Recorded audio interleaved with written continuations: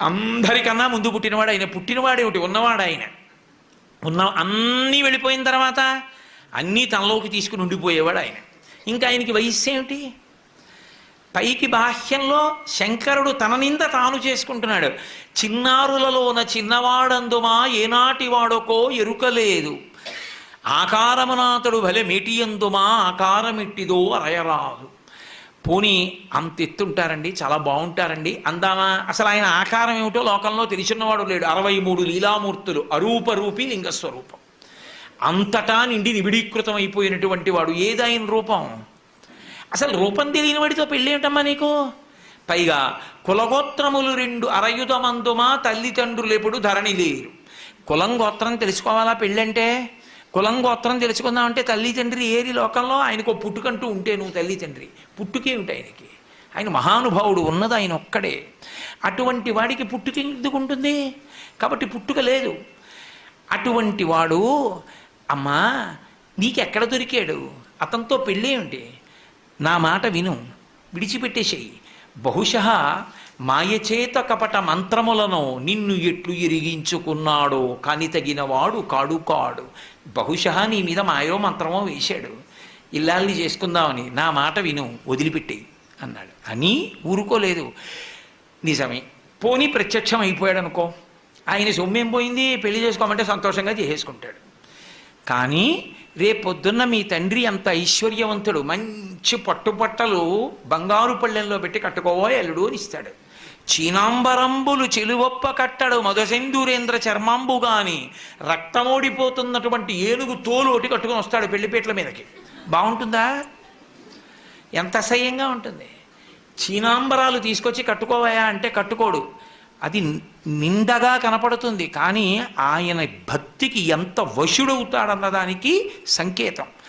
అంత ఉద్ధతి చేసి కాశీపట్టణంలో అల్లరి చేసినటువంటి గజాసురుణ్ణి త్రిశూలం మీద పక్కన పెట్టి ఆయన తపస్సు చేసుకుంటుండగా సామగాన మంత్రాల చేత పరమశివుణ్ణి స్తోత్రం చేస్తే పరవశించినటువంటి పరమశివుడు ఆయన కోరికని తీర్చడానికి వెంటనే ప్రసన్నుడై, నువ్వు నా తోలు ఒలిచి ఎప్పుడూ కట్టుకుని ఉండాలి, కృత్తివాసేశ్వరుడు అన్న పేరుతో కాశీపట్టణంలో శివలింగంగా ఉండాలి, ఈ తోలు వాసన రాకూడదు, దుర్గంధం ఉండకూడదు అంటే దుర్గంధం లేని తోలుగా మార్చి నెత్తురోడుతూ అప్పుడే నవనవలాడుతున్న ఏనుగు తోలుగా కట్టుకుంటుంటాడు. బాహ్యం, ఆంతరం ఏనుగు, గజము, జగము. కొంచెం అక్షరాలు అటు ఇటు చేయండి. జగ జాయతే గచ్చతే ఇది జగత్, వచ్చి వెళ్ళిపోయేది మాయ. మాయని నేను లొంగదీయగలను, తోలు తీసి కట్టుకోగలను, మాయని నియంత్రించగలను, వహించగలను, నియంత్రించగలను, నియమించగలనని చెప్పగలిగినటువంటి పరాత్పరుడు ఆయనని చెప్పడానికి గుర్తు ఏనుగు తోలు కట్టుకోవడం తప్ప నాకున్నన్ని పంచెలు కూడా ఆయనకి లేక ఏనుగు తోలు కట్టుకున్నవాడు కాడు ఆయన. కాబట్టి చీనాంబరంబులు చెలువొప్ప కట్టడు మదసింధూరేంద్ర చర్మంబుగాని, రత్న కంకణములు రమణుడై తొడగడు పనిలోకరాజ కంకణము కాని.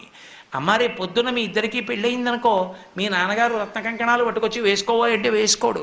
శంకరాచార్యులు వారు చెప్పారు, పార్వతీ పరమేశ్వరులు ఇద్దరు కూర్చునుంటే పరమశివుడు ఎంత గొప్పవాడో స్తోత్రం చేస్తోంది సరస్వతీదేవి. చేస్తుంటే ఎంతైనా ఇల్లాలు కదూ, బేలతనం. ముగ్ధాముహుర్విధదతి వదనే మురారేహే ప్రేమత్రపా ప్రణిహితాని గతా గతాని అంటారు శంకర్లు. ముగ్ధ ఆమెకి సంతోషం భర్త గురించి చెప్తుంటే. మా ఆయన కదా అని ఎవ్వరూ చూడకుండా సభలో ఇలా పమిట కొంగు పక్క నుంచి ఆయన చేయి పట్టుకుంది. చేయి పట్టుకున్న కాసేపటికి అమ్మవారి కళ్ళల్లోంచి నవరసాలు చెప్పవలసి వచ్చింది శంకరాచార్యుల వారు. శివే శృంగారార్ద్ర అన్న శ్లోకంలో అన్నీ చెప్పచ్చు, కానీ భయం చెప్పడం ఎలా కళ్ళల్లో? ఆదిశక్తి అయిన అమ్మవారు భయపడిందంటే అసహ్యంగా ఉంటుంది. ఎంత చమత్కారం చేశారంటే, శివుడి చెయ్యి ఇలా పట్టుకుంది ఆవిడ పమిట కొంగు చాట్ నుంచి. మా ఆయనే అని గొప్ప కొద్దీ ఏదో చల్లగా పాకుతున్నట్టు అనిపించింది. ఇలా చూసింది, ఆయన చేతి మీద పిల్లపాము ఒకటి ఈవిడి చేతి మీదకి ఎక్కుతోంది. అమ్మో అంది. హరాహిభ్యో భీత అన్నారమ్మా, నీ కళ్ళల్లో భయం అప్పుడు కనపడిందంట. కాబట్టి ఆయన ఒంటి నిండా పావులు వేసుకుంటాడు. ఒంటి నిండా పావులు వేసుకోవడం అన్న మాటకు అసలు అర్థం వేరు. ఆయన మృత్యుంజయుడు. లోకంలో అందరూ మృత్యువుకి భయపడతారు. మృత్యువుకి మృత్యువు పరమశివుడు ఒక్కడే. అందుకే వక్షస్థాడనమంతకస్య కఠినాపస్మార సంవర్ధనం బుభృత్పర్యటనం నమచ్చురచిర కోటీర సంఘర్షణం కర్మేదం మృదులస్య తావక పదద్వంద్వస్య గౌరీపతే మచ్చేతో మణిపాదుకా విహరణం శంభో సదాంగీకురు అంటారు శంకరులు శివానంద లహరిలో. అటువంటి పరమశివుడు మృత్యువులకు మృత్యు అని చెప్పడం, కాలమునకు కాలమని చెప్పడం, పాములను మెడలో వేసుకోవడం. అందుకని అమ్మాయిన పావులు వేసుకుంటాడమ్మా. రేపు పొద్దున రత్న కంకణాలు పెట్టుకోమంటే పెట్టుకోడు. చందన గంధంబు జానడై పూయడు మద పంచ బాణ భస్మంబు కాని. రేపు పొద్దున్న మీ నాన్నగారు అంగరాగాలు తెచ్చి, అంగరాగాలంటే ఏదో పౌడర్ డబ్బా తెచ్చి అక్కడ పెట్టి రాసుకోవాయి, సువాసన వస్తుందంటే రాసుకోడు. గబగబా వెళ్ళి ఇంతకు ముందు తన 3వ కంటి మంటతో కాల్చేసిన మన్మధుడి భస్మ తీసి ఒంటికి రాసుకుంటాడు. బాగుంటుందా? ఏమిటమ్మా ఆయనతో పెళ్ళి ఏమిటమ్మా అంటే కోరికలు లేనివాడు. కోరికలు లేనివాడు అన్న మాటకు అర్థం ఏమిటో తెలుసా? కోరిక పుట్టనివాడు కాడు. కోరిక పుట్టడానికి అసలు తనది అన్నది లేకపోతే ఓ కోరిక. తానన్నీ అయిపోయిన వాడికి కోరిక ఏమిటి? నాకు ఒకటి లేదనుకోండి, అది పొందాలని కోరిక. అసలు నాది కానిది, నేను లేనిది ఒకటి లేకుండా పోయిందనుకోండి, నేను పూర్ణుడనైపోతే ఇక నా కోరిక ఎందుకు ఉంటుంది? అది శివతత్వం. కాబట్టి ఆయన రేపు పొద్దున్న ఆ మన్మధుడి భస్మ పూసుకుంటాడమ్మా. పువ్వుల దండడు జానడై తురమడు వెలయింతలేది రే వెలుగు కాని. చక్కగా పూలదండ మెడలో ఉంచుకోవాలి, గొంగళీ పురుగు లేనిదైతే. కానీ ఆ పూలదండ వేసుకోడు. నాకుండలి నామకుటి నాస్రగ్వి నల్పభోగవాన్న హస్తాభరణో నాపి విద్యతే నాప్యనాత్మవాన్ అని రామాయణం బాలకాండ. చేతికి ఆభరణం లేకుండా, మెళ్ళో పూలదండ లేకుండా పురుషుడు ఉండకూడదని. అసలు నిజానికి సంప్రదాయం అది. నాస్రగ్వి దండ లేకుండా పురుషుడు ఉండకూడదు అని. కానీ పరమశివుడికి దండ వేశారనుకోండి, నాకెందుకు ఇవన్నీ అని ₹1 పెట్టి ఖర్చు లేని రాత్రిపూట వెలిగే చంద్రుడిని తెచ్చి పైన పెట్టుకుంటాడు. ఎలా ఉంటుంది ఏమిటి? ఇక్కడ వెలుగుతూ చంద్రవంకి ఇలా ఉంటే ఏం బాగుంటుందమ్మా? ఏమిటి ఆయనతో నీకు పెళ్ళి ఏమిటి? ఇవన్నీ అలా ఉంచు. ఇవన్నీ ఇంట నుండనొల్లడు ఉలుకులలో కాని ఎనయ సింహం ఎక్కడెద్దు కాని చెలువా చెప్ప సిగ్గయ్యేడిది వెర్రి అనగా శివుడే ఎప్పుడు వినవే చెప్పుమా అన్నాడు. నాకు చెప్పడానికి సిగ్గుగా ఉందో విషయం. ప్రపంచంలో వెర్రాడు ఎవరైనా ఉంటే శివుడోడే. నేనలేదు, బ్రహ్మచారి అంటూ ఒక మాట అన్నాడు. ఇంట నుండనొల్లడు ఉలుకులలో కాని. రేపు పొద్దున్న పెళ్ళయిందనుకో గృహప్రవేశం చేయించాలి అత్తవారింట్లో. ఎక్కడికి తీసుకెడతాడో తెలుసా? శ్మశానానికి తీసుకెడతాడు. అక్కడ మీ కాపరం ఉంటావా? ఏమిటమ్మా ఆయనతో పెళ్ళి? ఆవిడే అడిగింది పార్వతీదేవి, ఏమండి కైలాస పర్వతం మీద ఉంటాం, అఖిలాండ కోటి బ్రహ్మాండ నాయకుడు మీరు, ఎందుకంటే ఆ శ్మశానంలో ఉంటుంటారు? కొంతమంది పని కట్టుకుని అదే పనిగా శివుడు శ్మశానవాసి అని అక్కర్లేని ప్రచారాలు అన్నీ మొదలెడుతున్నారు కదా, ఎందుకంటే ఆ శ్మశానంలో ఉంటారని అడిగింది. అడిగితే ఆనాడు మహాభారతం అనుశాసనిక పర్వంలో చెప్పాడు, పార్వతి నేనేం ఉత్తినే చేతకాని వాడనై ఉండలేదు. బ్రతికున్న నాళ్ళు అక్కడికెడదాం ఇక్కడికెడదామని పని లేకపోయినా షికార్లు తిరిగి నేను ఇంతటి వాణ్ణి అని గుండెల మీద చెయ్యేసుకుని ఇంత గర్వించి మా ఆవిడ, మా పిల్లలు, మా అన్నయ్య, మా తమ్ముడు, మా స్నేహితులు ఇంతమందిని చూపించినవాడు ప్రాణం పోయిన తర్వాత ఎండు కర్రల మీద పడుకోబెట్టి తాడుతో కట్టేసి ఒంటి మీద కేవలం అత్యంత చవకబారు వస్త్రం ఒకటి పెట్టి పాడి మీదకి తీసుకెళ్ళేటప్పుడు ఆ బట్ట కూడా తీసేసి కట్టెల మీద పడుకోబెట్టి ఇంధనం పోసి కర్త వచ్చి అగ్నిహోత్రం వెలిగిస్తే తల దగ్గర నుంచి కాలుతూ వచ్చేసి తల బద్దలైపోయిన తర్వాత అరికాళ్ళల్లోంచి నెత్తురు ముద్దలుగా పైకొస్తుంటే పెద్ద కాడ పట్టుకుని కాళ్ళు పైకెత్తి వెనక్కి పారేస్తే నా ఒళ్ళు అనుకుని మురిసిపోయిన వాడు ఆ కట్టెలలో కాలిపోతుంటే జీవుడు పైకి లేచి చీకటి పడుతోందని వచ్చిన వాళ్ళందరూ స్నానం చేసి వెళ్ళిపోతే ఒక్కడే ఉండిపోయానని బెంగ పెట్టుకుని ఏడుస్తుంటే నేనున్నానని ఓదార్చడానికి ఉన్నానక్కడ. నేను లేకపోతే చచ్చినవాడు చస్తాడు పార్వతి, అందుకున్నానన్నాడు. అది ఆయన ఔదార్యం. చేతకాక అక్కడ ఉండలేదు, అన్నవాడిని ఓదార్చకుండా ఉంటే తెలిసి వస్తుంది వాడికప్పుడు శివుడు శ్మశానవాసని విమర్శించడం ఏమిటో కాదు. అసలు మీకు ఒక యథార్థం చెప్పాలంటే రెండే ఉంటాయి ఈ లోకంలో, ఉంటే శ్మశానం ఉంది, లేకపోతే మంగళప్రదత్వం ఉంది, అంతే. అసలు ఈ భూమండలమే పెద్ద శ్మశానము. చచ్చిపోయాక శ్మశానానికి తీసుకెళ్లారా? శ్మశానానికి వెళ్ళాక చచ్చిపోయారా ఎవరైనా? నాకు చెప్పండి. శ్మశానానికి వెళ్ళి చచ్చిపోయిన వాడు లేడు. ఇంట్లో చచ్చిపోయాడు, హాస్పిటల్లో చచ్చిపోయాడు, రోడ్డు మీద చచ్చిపోయాడు, ఎక్కడ పడితే అక్కడే చచ్చిపోయారు. ఆఖరికి నేను ఇప్పుడు గట్టిగా మాట్లాడుతుంటే ఈ ధ్వని ప్రకంపనలకి సూక్ష్మాంగ జీవులు చచ్చిపోయాయి. చచ్చిపోయినదంతా అమంగళత్వం, కానీ చచ్చిపోయిన వాడిని బ్రహ్మాండంలో కలిపింది ఎదుగు అమంగళత్వం అయింది. అందుకని లోకము శ్మశానమనైనాను, అసలు శ్మశానం అన్న మాట లేదనన్నాను. శివుడు శ్మశానవాసం నువ్వు గుండెలు బాదుకుని మాట్లాడడం ఏంటి? అర్థం లేని విషయం. తప్పు. అటువంటి తప్పుడు ప్రచారాలు చేయకూడదు. సనాతన ధర్మాన్ని పాడు చేయడం అది.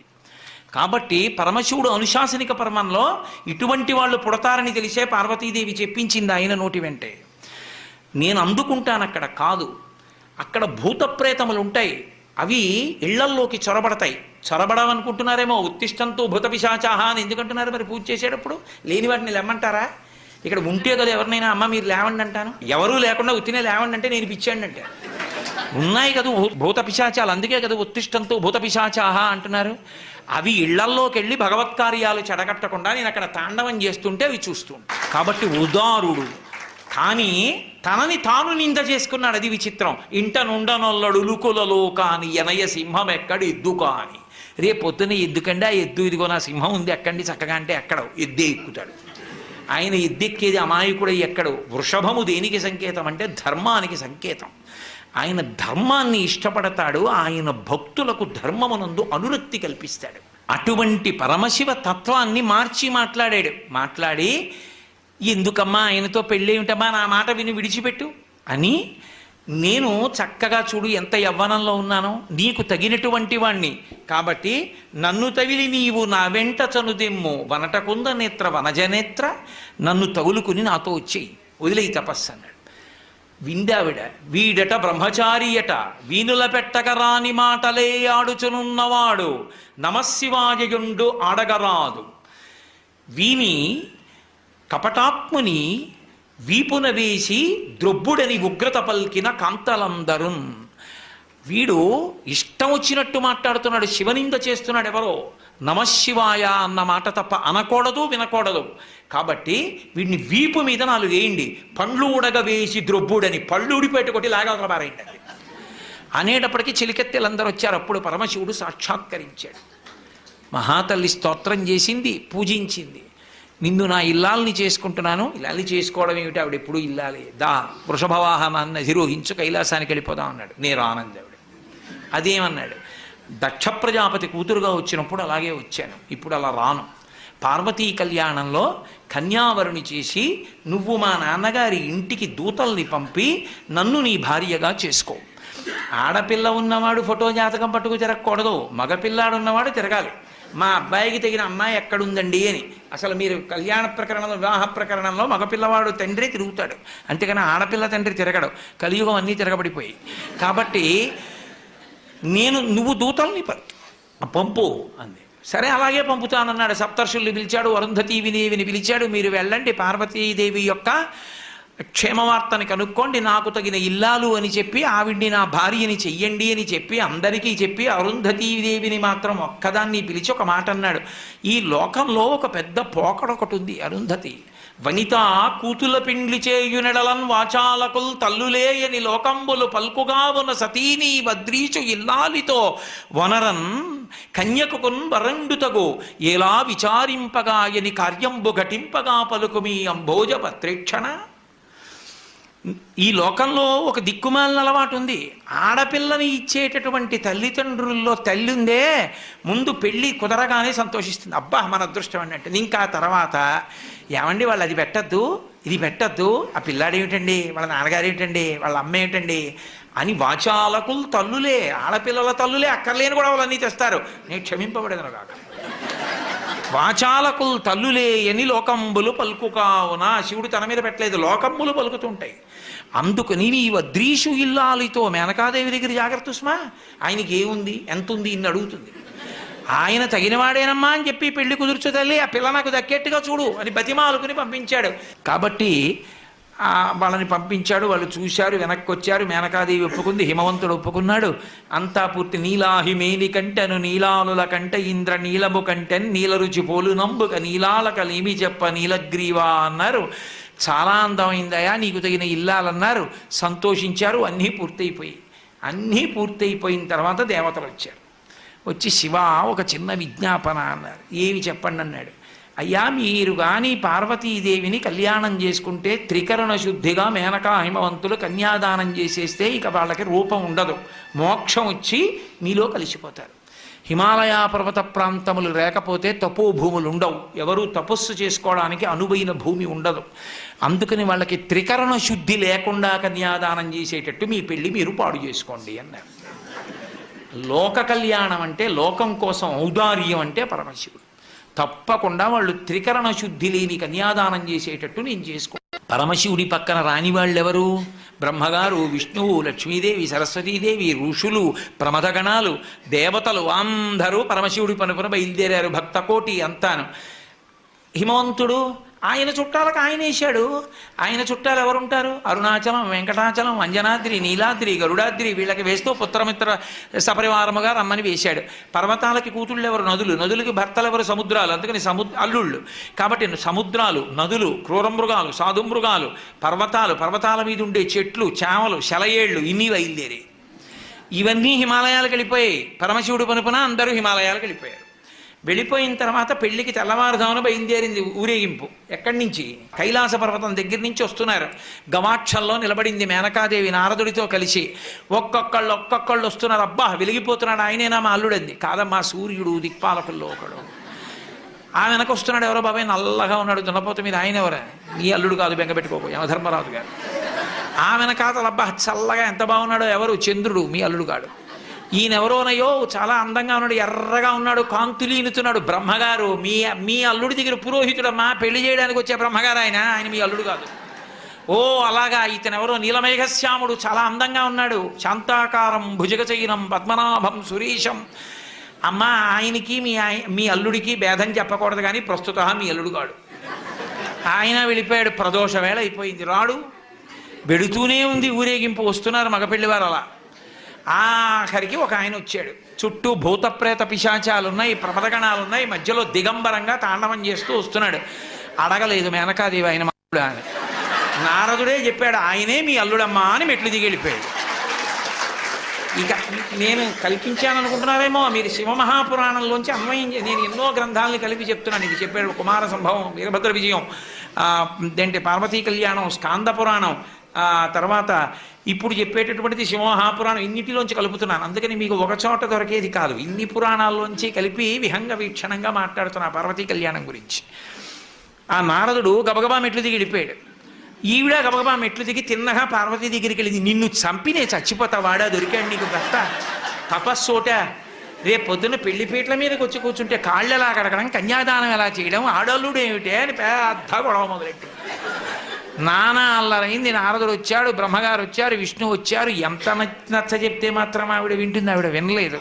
వినకపోతే అప్పుడు నచ్చ చెప్పారు, ఇంకొక్కసారి చూడు, ఈసారి నచ్చకపోతే చెయ్యొద్దు, అసలు నిజంగా మీ అల్లుడు ఎలా ఉంటాడో నువ్వు చూడు అంటే చూసింది. కోటి సూర్య ప్రతీకాశం సర్వావయవ సుందరం విచిత్రవసనం చాధానాభూషణభూషితం సుప్రసన్నం సులావణ్యం సుహాసం చ మనోహరం గౌరాభం యుతి సంయుక్తం చంద్రరేఖా విభూషితం సూర్యేణ చిత్రితం మూర్ధ్ని చంద్రదండ విరాజితం గంగా చ యమునా చైవా విధత్తు స్మరుచామరే అంటూ పట్టుపుట్టాన్ని కట్టుకుని గంగా యమున ఇద్దరూ కూడా, ఒకళ్ళు సూర్యేణ చిత్రితం మూర్ధ్ని, సూర్యుడేమో పైన గొడుగు పట్టుకుంటే, చంద్రుడు పక్కన దండం పట్టుకుంటే, గంగా యమునలు ఇద్దరు వెనకాతల సేవిస్తుంటే మంచి ప్రసన్నంతో, లావణ్యంతో, అద్భుతమైనటువంటి రూపంతో, అందాలకి అందంగా, ఎంత సౌందర్య రాశియో అటువంటి మహామూర్తిగా పరమశివుడు నడిచొస్తున్నాడు.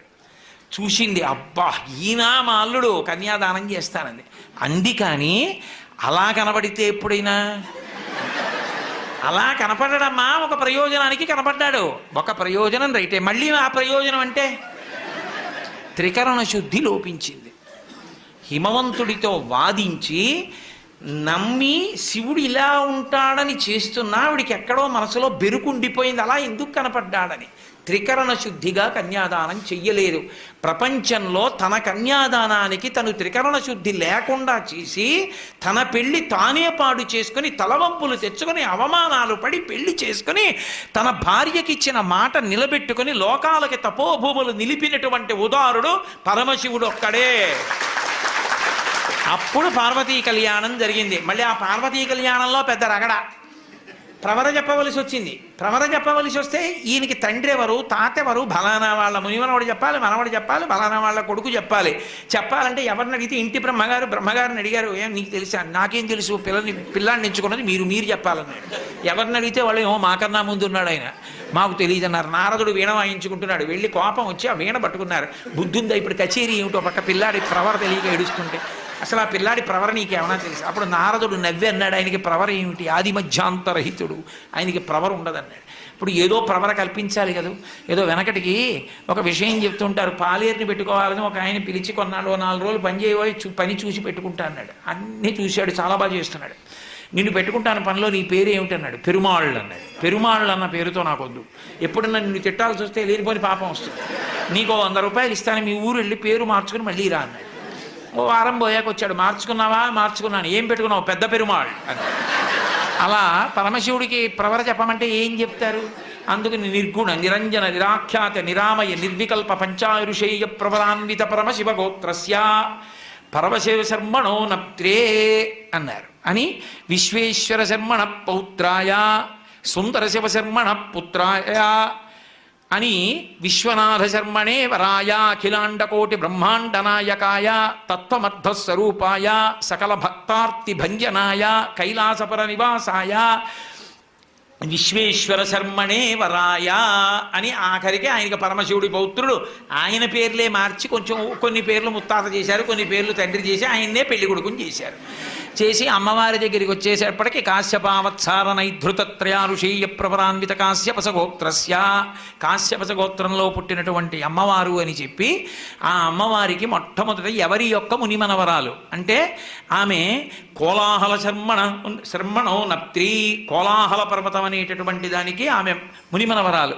అలాగే త్రికూటాచల పర్వతం, అలాగే హిమవత్ పర్వతం, హిమవంతుని యొక్క పుత్రి, తత్వమర్థస్వరూపిణి, మహాలక్ష్మీ రూపిణీం కన్యాం అని చెప్పి పార్వతీదేవిని కన్యాదానం చేయించి పార్వతీ పరమేశ్వర కళ్యాణాన్ని పూర్తి చేశారు. ఈలోగా శ్రీ మహావిష్ణువు పరిగెత్తుకొచ్చి అయ్యో ఉపద్రవం జరిగిందని, స్వామీ శంకర కంకణోరగపతి సంపూజ్య బృందారక కామధ్వంసక ఎల్లలోకములు మీ కళ్యాణముం చూడస ప్రేమం చనుదించియుండుటను చేసి మహావ్రేగై భరంభోర్వక ఈ ధరణీ చక్రము కృంగే సమతం పొందించి రక్షింపవే అన్నాడు. పర్వతాలు, సముద్రాలు, నదులు ఇన్నొచ్చేసాయి, దేవతాగణాలు వచ్చేసాయి, భూమి కుంగిపోతోంది. మీ కళ్యాణానికి ఇంతమంది రావడంలో అటు బరువు తగ్గింది, ఇటు బరువు ఎక్కువైంది, అయ్యా ఈ భూమిని రక్షించండి అన్నారు. వెంటనే అగస్త్య బ్రహ్మని పిలిచి, మహానుభావ అగస్త్య, నువ్వు ఒక్కడివే అంతటి శక్తివంతుడివి, నువ్వు దక్షిణ దేశానికి వెళ్ళిపోతే ఈ భూమండలం నిలబడుతుందని అగస్త్యుణ్ణి దక్షిణ దేశానికి పంపించారు. అక్కడతో భూమి సమత్వాన్ని పొందింది, పార్వతీ పరమేశ్వరుల యొక్క కళ్యాణం పూర్తయింది. ఆ తల్లిదండ్రులైనటువంటి పార్వతీ పరమేశ్వరుల్ని కళ్యాణ వేదిక మీద ఎవరు చూస్తారో అక్షతలు మనం పోసుకున్నాం అనుకోండి, ప్రజా మే కామ సమృజ్యతాం, యజ్ఞో మే కామ సమృజ్యతాం, శ్రియో మే కామ సమృజ్యతాం అని అడుగుతాం. నాకు ఐశ్వర్యము కలుగుగాక, సంతానము కలుగుగాక, అలాగే యజ్ఞములు చేసేటటువంటి అధికారము కలుగుగాక, నాకు అటువంటి అదృష్టము కలుగుగాక అని. పార్వతీ పరమేశ్వరులు కళ్యాణం చేసుకున్నప్పుడు ఒండుల యొక్క శిరస్సుల మీద పోసుకున్నటువంటి శ్వేతాక్షతల్ని ప్రసాదం